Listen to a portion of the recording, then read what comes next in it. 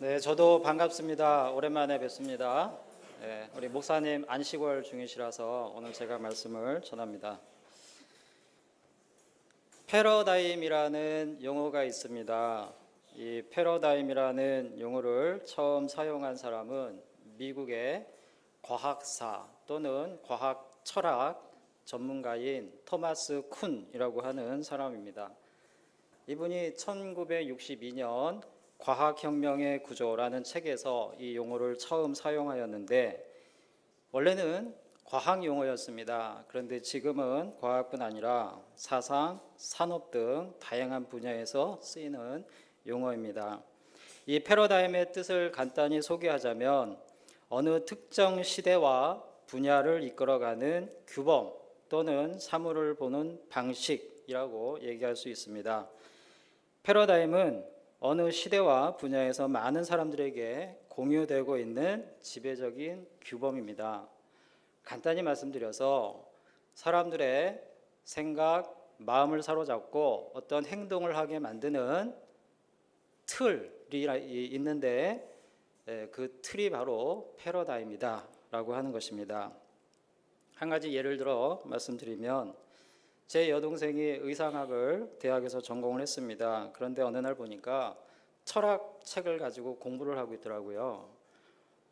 제 생각에 이 의상을 전공하는 사람이 왜 철학을 공부를 할까 궁금해서 물어봤더니 다 이 사람들이 어떤 생각을 하느냐가 패션에 반영이 된다고 합니다. 그래서 이 의상학과에서 철학을 필수 과목으로 학생들에게 가르치고 있었습니다.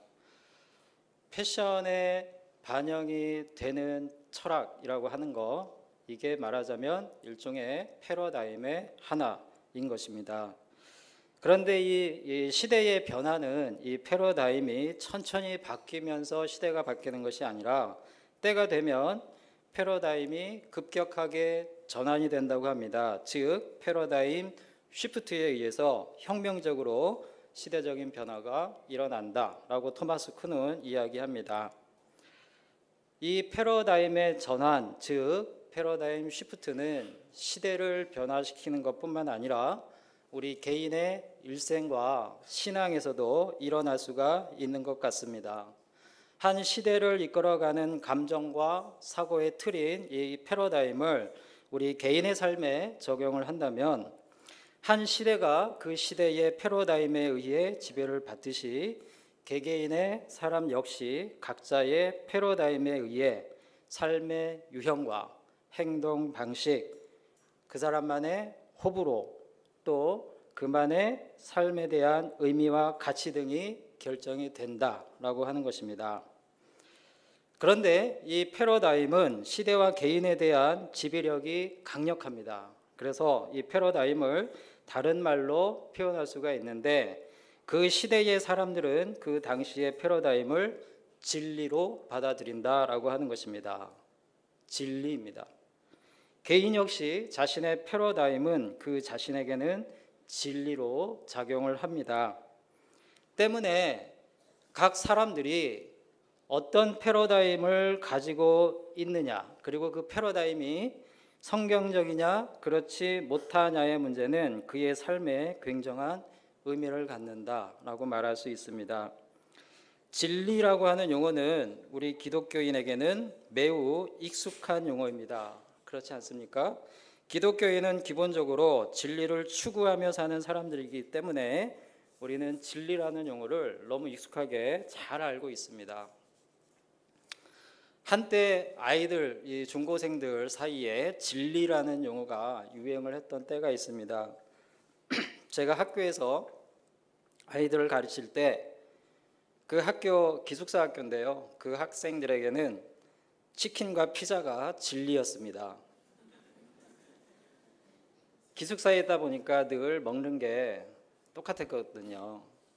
그래서 제가 가끔 집에서 떡볶이를 또 때로는 감자 샌드위치, 때로는 고구마 마탕, 저희 아내가 잘 해줬던 겁니다. 이거를 가지고 가면 아이들이 그걸 먹으면서 선생님, 사모님이 만들어주시는 떡볶이는 진리예요. 샌드위치, 고구마 마탕 정말 맛있어요. 진리예요. 이렇게 표현을 했었습니다. 우리 MK 한동대 MK 학생들이 우리 같이 예배드리고 있는데 아마 이 말이 실감이 날 거예요. 그렇죠? 네. 군인들에게는 초코파이가 진리죠. 제가 처음 이등병 때 군대 가서 또 진리가 하나 있는데 라면입니다. 이등병 때 군대 가서 라면을 7개를 먹은 적이 있습니다. 정말 맛있었습니다. 진리였습니다.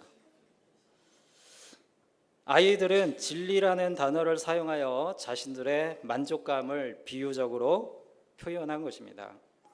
그런데 우리가 생각해 볼 것이 있습니다. 이 진리를 비유적으로 사용하는 것이 아니라 마치 치킨이나 피자가 진짜 진리인 것처럼 우리가 살아갈 때가 있다는 것입니다. 입술로는 하나님의 말씀을 진리라고 고백하지만 정작 우리 삶을 이끌고 있는 패러다임은 참된 진리와는 거리가 먼 무언가일 수 있다는 것입니다. 정작 우리 삶을 이끌고 지배하는 것은 다른 것들인데 우리는 스스로 성경의 진리를 따르고 있다라고 착각을 할 수가 있습니다. 그래서 이 시간에 이 진리에 대해 몇 가지 질문을 해봤으면 합니다. 우리 화면을 보시면서 진리에 대한 몇 가지 질문들, 바로 우리 자신에게 하는 질문입니다. 하나씩 한번 읽어보겠습니다. 성경의 진리가 패러다임으로 내 삶을 지배하고 있는가? 그렇지 못하다면 나의 삶을 지배하는 패러다임은 무엇인가? 나는 참된 진리에 관심이 있는가? 참된 진리를 안다면 나의 삶은 어떠해야 하는가? 우리가 읽은 본문 말씀에는 진리에 대해 착각하고 있는 사람들이 나옵니다. 이 사람들을 보면서 과연 우리는 어떤지 한번 돌이켜 볼 수 있기를 소원합니다. 마태복음 7장 5절 말씀입니다. 우리 다 같이 한번 또 읽어보겠습니다. 외식하는 자여 먼저 내 눈 속에서 들보를 빼어라. 그 후에야 밝히 보고 형제의 눈 속에서 티를 빼리라. 여기서 말하는 외식하는 자들, 지금 이 말씀은 예수님께서 하시는 말씀입니다. 예수님께서 누군가를 일컬어 외식하는 자들이다 라고 말씀하시는데, 이들이 누구냐 하면 마태복음 5장으로 앞쪽으로 가서 20절 말씀을 보면 알 수가 있습니다. 마태복음 5장 20절 말씀 다 같이 읽어보겠습니다. 내가 너희에게 이르노니 너희 의가 서기관과 바리새인보다 더 낫지 못하면 결코 천국에 들어가지 못하리라. 이 서기관과 바리새인들에 대해서 잠시 생각해 보고자 합니다. 우리가 잘 알고 있듯이 마태복음 5장에서 7장까지의 말씀을 산상수훈 또는 산상보훈이라고 하죠. 예수님께서 산에 올라가서 무리들에게 말씀해 주신 교훈하신 귀한 보배와 같은 말씀입니다. 예수님이 이 가르침에 대해서 무리들에게 말씀하실 때 5장 20절 말씀에 보니까 그 무리들에게 말씀하시길 그들의 의로움이 서기관과 바리새인보다 더 낫지 못하면 천국에 갈 수 없다, 이렇게 말씀하고 있는 것입니다. 서기관과 바리새인들의 의는 무엇이냐 그러면 그들의 의는 바로 율법과 전통입니다. 서기관과 바리새인들은 그 시대에 율법을 연구하는 학자들이었어요. 율법을 계승하고 그리고 그 율법과 신앙의 전통을 엄격하게 지키며 산다고 스스로 자부하는 사람들이었습니다. 그런데 그들을 일컬어 예수님께서 외식하는 자들, 이렇게 말씀하고 있는 것입니다. 그때 당시의 시대적인 패러다임은 율법과 전통이었습니다. 서기관과 바리새인들은 이 패러다임에 정통한 사람들로서 그때를 이끌었던, 그 시대를 이끌었던 종교 지도자들이었습니다. 때문에 그들은 일반 백성들이 대항할 수 없는 종교적인 그리고 도덕적인 권위를 지니고 있었습니다. 그들은 사회적인 권위를 누리는 자들이었던 것입니다. 그들을 지배하는 패러다임은 율법이 아니라 그러한 그들의 지위와 권위였습니다. 그래서 예수님은 5장 20절에서 서기관과 바리새인들의 의보다 낫지 못하면 천국에 들어갈 수 없다, 이렇게 말씀하고 계십니다. 5장 20절 말씀 그 뒤를 쭉 보면 예수님께서 다루시는 주제가 있는데 율법입니다. 이 서기관과 바리새인들이 자신들의 이 패러다임으로 또 자신들의 권위를 내세우는 수단으로 사용하고 있는 율법에 대해서 예수님께서 쭉 말씀하시는데, 그 내용의 핵심은 무엇이냐 하면 율법에서 얘기하는 이 문자적인 해석과 적용이 중요한 게 아니라 그 율법에 담겨 있는 근본 정신이 중요하다는 것을 계속해서 강조를 하십니다. 그 근본 정신이 무엇이냐면 원수까지도 사랑할 수 있는 깊은 사랑인 것입니다. 그리고 6장으로 넘어가면 예수님께서 이 서기관과 바리새인들이 이 근본적인 율법의 정신을 따르지 않고 자신들의 권위를 위해서 율법의 형식에만 매달리고 있음을 계속해서 책망하십니다. 그 책망의 한 부분을 보도록 하겠습니다. 마태복음 6장 1절에서 6절 말씀입니다. 사람에게 보이려고 그들 앞에서 너희 의를 행하지 않도록 주의하라. 그리하지 아니하면 하늘에 계신 너희 아버지께 상을 받지 못하느니라. 자, 여기에 뭐라고 하냐면 사람에게 보이려고 라고 나오죠. 서기관과 바리새인들에게 중요했던 것은 사람들에게 어떻게 보이느냐, 이거였습니다. 그래서 2절을 보시면 그러므로 다 같이 읽겠습니다. 그러므로 구제할 때에 외식하는 자가 사람에게서 영광을 받으려고 회당과 거리에서 하는 것 같이 너희 앞에 나팔을 불지 말라. 진실로 너희에게 이르노니 그들은 자기 상을 이미 받았느니라. 네, 그래서 구제할 때 외식하는 자들이 있는데 이 사람들은 어떤 사람들이냐? 겉으로 드러나는 형식만을 중요하게 여깁니다. 그래서 사람들이 다 보이는 곳에 나가서 자기 자신들의 구제를 보여주고 있는 것입니다. 3절 말씀입니다. 너는 구제할 때에 오른손이 하는 것을 왼손이 모르게 하여. 율법의 진짜 근본적인 정신은 드러내는 것이 아니라 진심에서 우러나는 사랑입니다. 사람에게 보이려고 하는 구제는 그 영광이 그 사람에게 갑니다. 베푸는 사람에게 갑니다. 그러나 보이지 않게 행하는 구제는 그 영광이 하나님께 갑니다. 4절 말씀 보겠습니다. 내 구제함을 은밀하게 하라. 은밀한 중에 보시는 너희 아버지께서 갚으시리라. 다음 5절입니다. 이제 기도에 대한 말씀을 하십니다. 또 너희는 기도할 때에 외식하는 자와 같이 하지 말라. 그들은 사람에게 보이려고 회당과 큰 거리 어귀에 서서 기도하기를 좋아하느니라. 내가 진실로 너희에게 이르노니 그들은 자기 상을 이미 받았느니라. 이 서기관과 바리새인들은요, 기도를 할 때도 다 남들이 보는 그런 곳에 나가서, 회당에 나가서, 거리에 나가서 거기서 손들고 거룩하게 기도를 합니다. 보여주기 위해서 기도를 하고 있는 것입니다. 다음 말씀입니다. 예수님께서 말씀하시길 읽겠습니다. 너는 기도할 때에 내 골방에 들어가 문을 닫고 은밀한 중에 계신 내 아버지께 기도하라. 은밀한 중에 보시는 내 아버지께서 갚으시리라. 여기 우리가 방금 읽은 마태복음 6장 1절에서 6절 말씀에 외식하는 자가 2번 반복되고 있죠. 서기관들을 향해서 예수님께서 너희들은 외식하는 자들이다, 이렇게 말씀하고 있습니다. 그들은 자신들의 의를 사람들에게 보이려고 행하였습니다. 이것이 그들의 패러다임입니다. 그들의 관심은 율법 자체에 있지 않았습니다. 그 율법을 이용해서 자신들을 드러내는, 자신들의 종교적이고 도덕적인 권위를 지키고 유지하려는 것이 그들의 패러다임입니다. 때문에 예수님은 6장에서 이어서 7장에도 계속 그들을 책망하고 계십니다. 우리가 방금 읽은 우리가 아까 읽었죠? 방금이 아니고 7장 5절 말씀 본문 외식하는 자여라고 예수님께서 말씀을 하시죠. 이 외식하는 자라고 하는 단어의 뜻을 보면 배우처럼 연기하는 사람이라고 하는 뜻이 있습니다.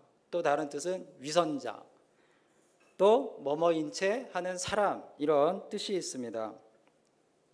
예수님은 그들이 율법의 근본 정신을 지키기보다는 남들 눈에 거룩하게 보임으로써 자신들의 종교적인 도덕적인 권위를 지키려는 것을 보시고 그들에게 외식하는 자들아, 이 위선자들아 라고 말씀하고 있는 것입니다. 예수님이 말씀하시는 진리는 율법의 근본 정신이었지만 그들은 그 진리를 보지 못하는 자들이었습니다. 그들의 패러다임은 율법 자체가 아니라 그들의 기득권이었던 것입니다. 사랑하는 성도 여러분, 우리 역시 이런 삶을 살아갈 수가 있습니다. 입술로는 진리를 말하지만 우리가 입으로는 하나님을 말하고 하나님의 사랑을 전하지만 정작 우리의 생각과 행동을 지배하는 것은 다른 패러다임이 있어서 사실은 그것이 내 삶의 진리로 작동할 수 없게 만드는 겁니다. 하나님을 아는 지식, 성경 말씀이 내 삶을 지배하는 패러다임으로 작동할 수 없게 만드는 그 무언가가 우리에게 있을 수 있다라고 하는 것입니다. 마치 서기관과 바리새인들처럼. 사랑하는 성도 여러분, 우리에게 참된 진리는 무엇입니까? 하나님을 믿는 우리에게 사실 진리는 자명합니다. 어렵지 않습니다. 요한복음 14장 6절 말씀을 다 같이 읽겠습니다. 예수께서 이르시되 내가 곧 길이요 진리요 생명이니 나로 말미암지 않고는 아버지께로 올 자가 없느니라. 또 시편 119편 151절 말씀입니다. 여호와여 주께서 가까이 계시오니 주의 모든 계명들은 진리니이다. 하나님의 말씀과 예수님이 참된 진리이신 것을 우리는 너무나 잘 알고 있습니다. 그렇지 않습니까? 기독교의 진리에 대해서 얘기를 설명을 해보라고 하면 우리는 거침없이 그 진리에 대해서 설명할 수가 있습니다. 그런데 그 진리가 정작 내 삶 가운데 내 삶을 지배하는 패러다임으로 작동하고 있는가는 곰곰이 생각해 볼 필요가 있습니다. 서기관과 바리새인들은 겉으로는 율법을 지켰지만 정작 그들의 삶을 지배한 패러다임은 다른 것이었습니다. 그들에게는 율법의 근본 정신은 사랑이 없었습니다. 그래서 그들은 이런 행동을 하게 됩니다. 마태복음 7장 5절 다시 한번 보겠습니다. 외식하는 자여 먼저 내 눈 속에 들보를 빼어라. 그 후에야 밝히 보고 형제의 눈 속에서 티를 빼리라. 무슨 얘기냐면 그들에게는 진리, 즉 율법의 근본 정신인 사랑이 없었기 때문에 자신들의 패러다임을 가지고 남들을 비판합니다. 남들의 눈에 있는 티를 보고 그거를 빼놓으려고 끊임없이 비판하고 정죄하는 것입니다. 진리를 모르기 때문에 그런 행동을 하게 되는 것입니다. 새벽 기도 때 나눈 말씀 중에 슬기로운 책망은 사랑이 있어야 된다라는 내용을 나눈 적이 있습니다. 우리가 누군가의 실수를 보고 잘못을 보고 그들에게 권면할 때 또는 책망하거나 조언을 할 때 그 말을 하기 전에 생각해 봐야 할 것이 무엇이냐면 내가 그를 진심으로 사랑하는가. 사랑하는 마음이 없으면 함부로 책망하시면 안 돼요. 왜냐하면 공격하게 됩니다. 비난하게 되고. 때문에 정말 내가 그를 사랑하는가. 가족도 꼴 보기 싫을 때 있잖아요. 그럴 땐 얘기하면 안 됩니다. 기다려야 돼요. 내 마음에 그 가족에 대한 사랑이 충만해질 때 그때 기다렸다가 그 다음에 얘기를 꺼내야 상대방이 바로 받아들이지 못하고 거부하고 화낼 때 그것을 참고 기다려줄 수가 있는 것입니다. 이 사랑이 진리인 것입니다. 그런데 서기관과 바리새인들은 이 진리를 모르는 사람들이었습니다. 사랑하는 성도 여러분, 우리 자신에게 진지하게 물어볼 수 있기를 소원합니다. 한번 읽어볼까요? 나의 삶을 지배하는 패러다임은 무엇인가? 나의 삶을 지배하는 패러다임은 무엇인가? 우리가 어떤 것을 선택하거나 어떤 일을 결정할 때 정말 기준이 되는 것이 있습니다. 그것이 무엇인가? 곰곰이 생각해 볼 필요가 있다는 것입니다. 우리 자신을 들여다보면 내 생각과 행동을 지배하는 것들이 있는데, 예를 들어서 하루 중에 내 머릿속에 가장 많이 들어와 있는 무언가가 있을 수 있어요. 그게 내 삶을 지배하는 것일 수 있습니다. 내 마음을 가장 많이 쓰게 만드는 주제, 물건, 어떤 대상이 있을 수 있죠. 그것이 내 삶을 지배하는 패러다임일 수 있을 수 있다는 것입니다. 나의 머릿속에, 내 감정 속에 가장 오랫동안 머무는 것이 무엇인가? 그거를 곰곰이 생각해 보시기 바랍니다. 제가 대학 다닐 때 당구를 배웠습니다. 얼마나 재밌던지 지금도 잘 하지는 못합니다. 근데 푹 빠져가지고 우리 남자분들은 그런 경험 있으실 줄로 아는데, 너무 재밌으니까요, 눈만 감으면 당구장이 딱 그려집니다. 당구대가 보이고 거기에서 당구공이 이제 왔다 갔다 합니다.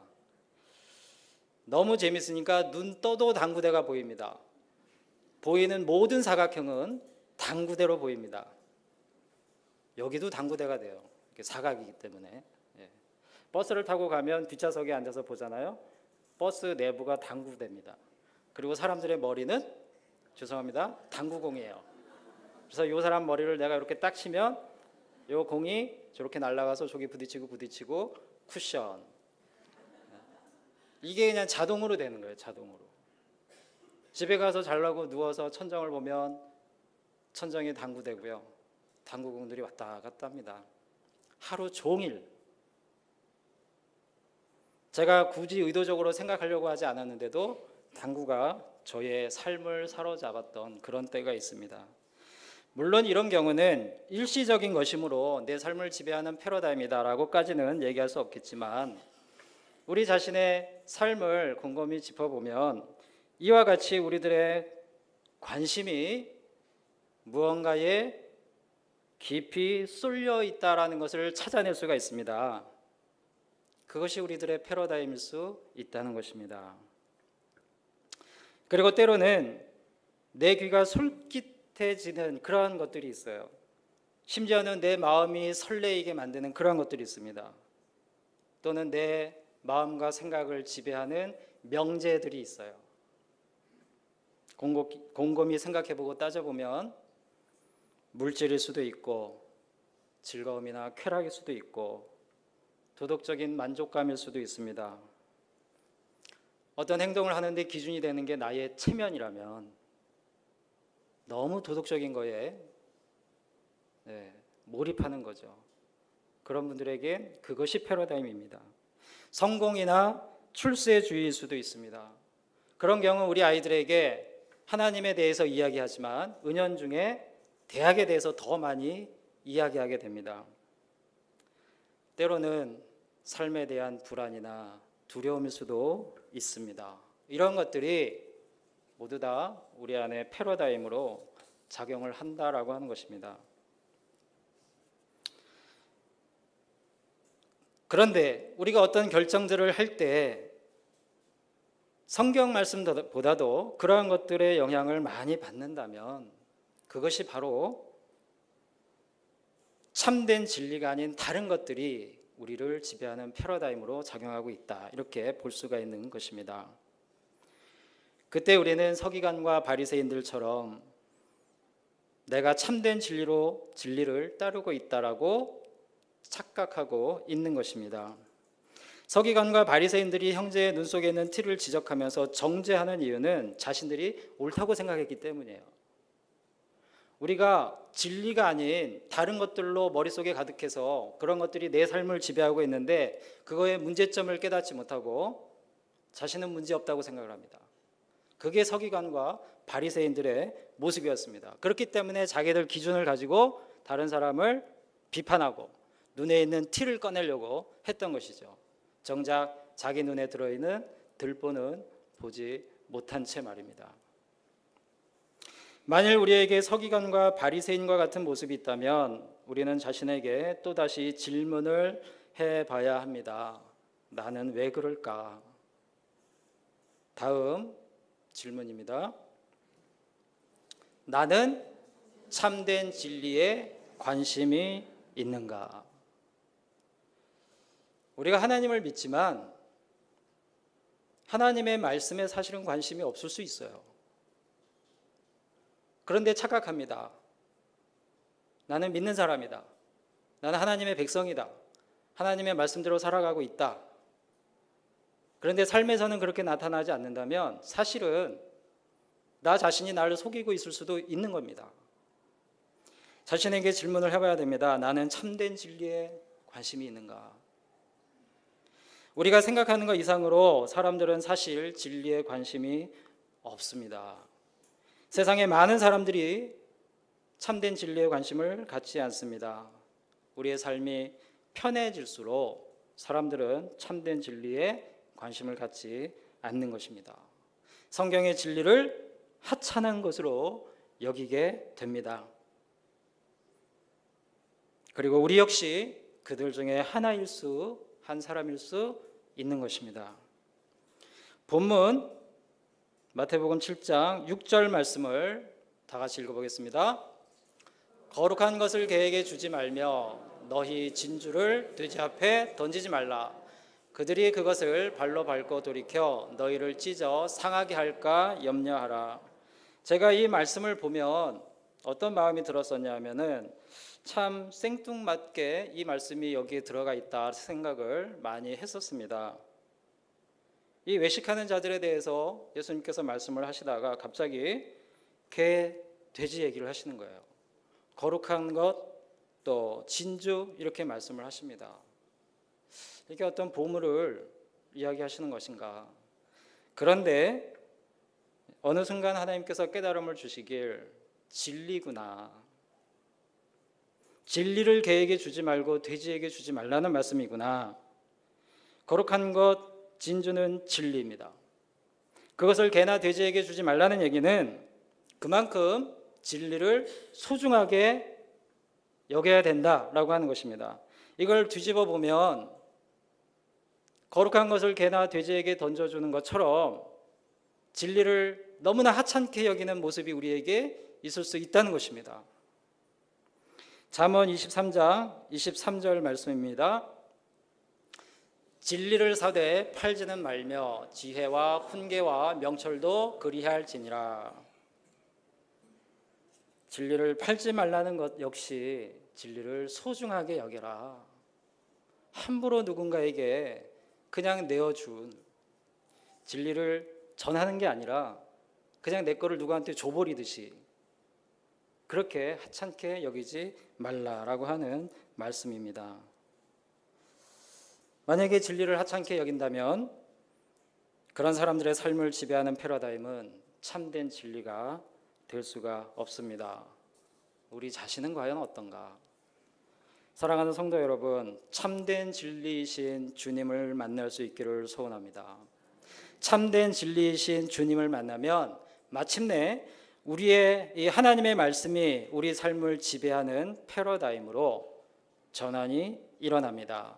곧 패러다임 시프트가 우리 삶의 전반에 걸쳐서 일어나게 된다는 것입니다. 만약에 그렇게 됐을 때 따라오는 변화들이 있습니다. 두 가지를 살펴보겠습니다. 첫째는 다 같이 읽어보겠습니다. 첫째, 참된 진리를 만나면 자신이 죄인임을 깨닫고 회심의 경험을 하게 됩니다. 요한일서 1장 8절 말씀입니다. 만일 우리가 죄가 없다고 말하면 스스로 속이고 또 진리가 우리 속에 있지 아니할 것이요. 사랑하는 성도 여러분, 예수님을 만나면 어떤 일이 일어나냐 하면 내 죄가 낱낱이 드러납니다. 내 죄 때문에 대한 고통과 괴로움이 없을 수가 없습니다. 만약에 죄가 없다고 말하면 스스로 속이고 우리 안에 진리가 없는 것입니다. 요한복음 3장 20절에서 21절 말씀입니다. 악을 행하는 자마다 빛을 미워하여 빛으로 오지 아니하나니 이는 그 행위가 드러날까 하며 진리를 따르는 자는 빛으로 오나니 이는 그 행위가 하나님 안에서 행한 것임을 나타내려 함이라 하시니라. 우리의 패러다임이 참된 진리에 맞춰져 있다면 빛 대신 주님께 나아오는 것이고 그 순간에 우리의 죄가 낱낱이 드러날 수밖에 없습니다. 그러므로 참된 진리를 만나면 먼저 자신의 죄를 깨닫게 됩니다. 그리고 그 죄에서 돌이키는 회심이 있고 회개가 있는 것입니다. 이 회심은 내 삶의 주도권에 대한 명의 이전 과정입니다. 회개를 통해 삶의 주인이 나에게서 주님으로 바뀌고 나의 삶을 지배하던 패러다임이 세상의 가치관을 따르던 패러다임이 이제 참된 진리의 패러다임으로 바뀌는 것입니다. 사랑하는 성도 여러분, 회심의 경험이 있으십니까? 회개의 경험이 있으십니까? 죄송한 말씀이지만 그런 경험이 없다면 아직 진리를 모르고 있을 수도 있습니다. 참된 진리에 관심을 가져보시길 소원합니다. 그러면 반드시 말씀에 비추어 드러나는 우리 자신의 죄악과 나약함을 발견할 것입니다. 하나님 앞에 부끄러운 나 자신을 발견하게 될 것입니다. 그리고 내 삶의 주권을 주님께 드리기를 주저하지 않게 될 것입니다. 사랑하는 성도 여러분, 회개는 능력이 있습니다. 죄에서 돌이키는 회개는 능력이 있습니다. 여러분에게 삶에 문제가 있습니까? 어쩌면 회개가 해결책일 수 있습니다. 내 삶의 운전대를 내가 놓지 않는 한 주님이 내 삶을 이끌어갈 수가 없는 것입니다. 저희 아내가 운전을 하는데 울산에서는 운전을 잘 이렇게 차를 끌고 나가는 걸 좀 겁내해요. 왜 그러냐면 로터리가 많아서 그렇습니다. 한 번 들어가면 언제 나와야 될지 겁이 나니까 못 나오는 거예요. 계속. 그래서 경로를 보고 로터리가 있을 땐 제가 운전대를 대신 잡습니다. 사랑하는 성도 여러분, 운전대 잡고 로터리를 뺑뺑 돌고 있지는 않습니까? 우리들의 문제를 해결할 수 있는 분은 예수님입니다. 그분께 회개하고 우리의 삶을 맡기면 우리의 문제가 그때부터 해결될 수가 있습니다.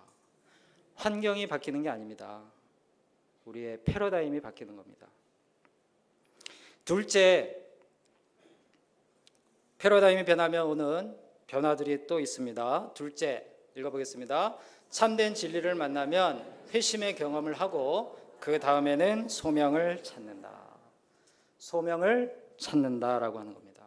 진리라는 단어 못지않게 우리와 기독교인에게 익숙한 단어가 있는데 그게 뭐냐면 소명입니다. 그렇죠? 소명, 부르심, 컬링. 그런데 익숙하면서도 무겁고 부담스러운 단어이기도 합니다. 당신에게 소명이 있습니까? 주님께서 주신 소명이 있으신가요? 라고 물으면 부담스럽죠. 소명 얘기를 하면 다들 고개를 돌립니다. 별로 얘기하고 싶지가 않은 거예요. 그런데 소명은 그렇게 어려운 게 아닙니다. 좀 쉽게 표현하자면 소명이라고 하는 것은요, 회심을 경험하면 주님이 너무 좋다는 걸, 내 죄를 용서해 주신 그 주님의 사랑이 너무 크고 놀랍다라는 것을 깨닫게 되면 자연스럽게 우리 마음에 드는 생각이 뭐냐면 주님을 위해서 내가 무언가 해야 되겠다. 그게 소명을 찾는 겁니다. 그리고 내가 할 수 있는 것을 찾는 겁니다. 그게 소명입니다. 어떤 사람들은 소명을 직업으로 오해하기도 합니다. 또 어떤 사람들은 소명을 받으면 마치 성직자가 되어야 하는 것으로 오해하기도 합니다. 그러나 소명은 직업과 꼭 일치하는 것도 아니고 성직자가 되어야 하는 것도 아닙니다. 우리 교회 학교 선생님들 중에 대화를 나누면서 어떤 분이 이런 이야기를 합니다. 결혼하기 전에 청년 대학 시절에 하나님의 은혜를 체험하고 자기 마음에 결심이 하나 생겼는데 그게 뭐냐면 평생을 교회 학교에서 아이들을 섬기는 것이었습니다. 이런 고백을 하더라고요. 그분의 직업은 따로 있습니다. 그러나 매 주일 교회 학교에 나와서 시간을 투자하고 물질을 투자하고 그 아이들의 철없는 행동들을 다 참고 받아주면서 교사로 봉사하고 있습니다. 그것이 소명인 것입니다. 주님과 만남의 경험이 있는 성도들은, 주님의 은혜의 감격의 눈물을 흘려본 경험이 있는 성도들은 저마다 주님과의 약속을 합니다. 거창한 것이 아닙니다. 주님이 나에게 주신 것으로 나도 주님께 뭔가 드리고 싶다라는 생각에 약속을 합니다. 어떤 분들은 평생 찬양하겠습니다. 어떤 분들은 평생 교회를 위해서 봉사하겠습니다. 평생 예배당을 청소하면서 봉사하겠습니다. 평생 주차 관리를 하면서 봉사하겠습니다. 평생 내가 가진 것들로 선교사님들을 돕는 일로 나는 주님과의 약속을 지켜나가겠습니다. 이런 것들이 소명입니다. 소명은 나이와도 무관합니다. 연세가 80이 넘었다 하더라도 그때 하나님이 주시는 소명 얼마든지 있을 수 있습니다.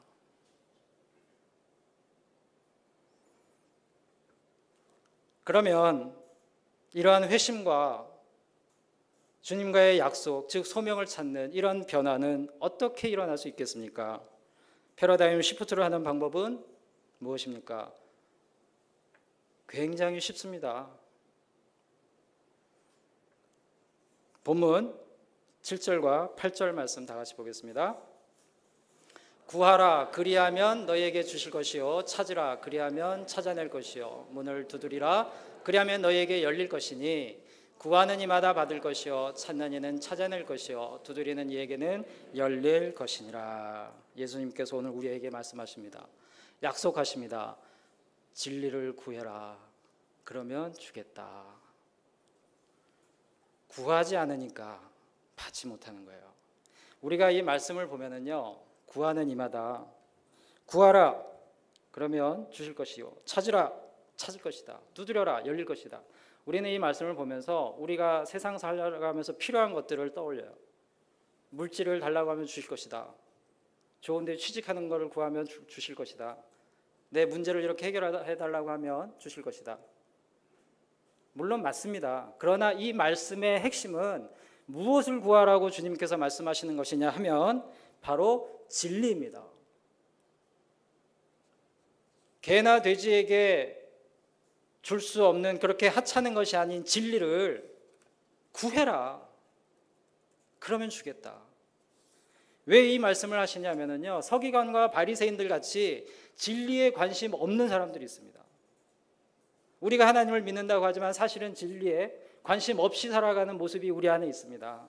그런 사람들에게 주님께서 하시는 말씀입니다. 진리에 관심 갖고 진리를 구해라.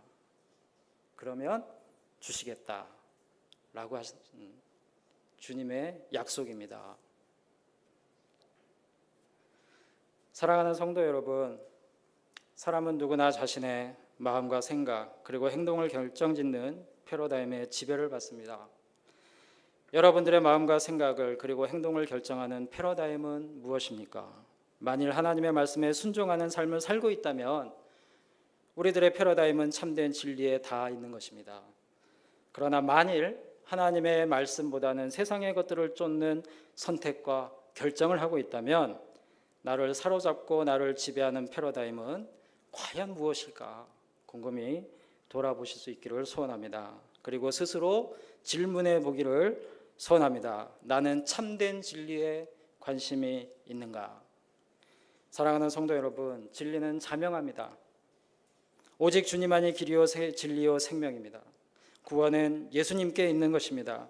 그래서 참된 진리이신 예수님을 만나는 순간 모든 사람은 그분의 거룩하심 앞에 자신의 죄를 깨닫고 회개의 자리로 나아가게 됩니다. 그 순간 우리 안에는 패러다임 시프트가 일어나서 내 삶의 주인이 세상의 물질과 쾌락과 도덕 그리고 기타 여러 가지에서 예수님으로 바뀌게 되는 것입니다. 그 예수님을 만날 수 있기를 간절히 소원합니다. 그리고 그분과 나만의 약속을 맺을 수 있기를 소원합니다.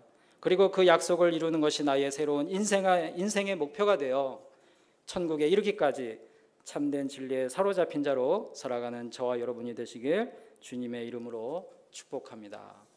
기도하시겠습니다.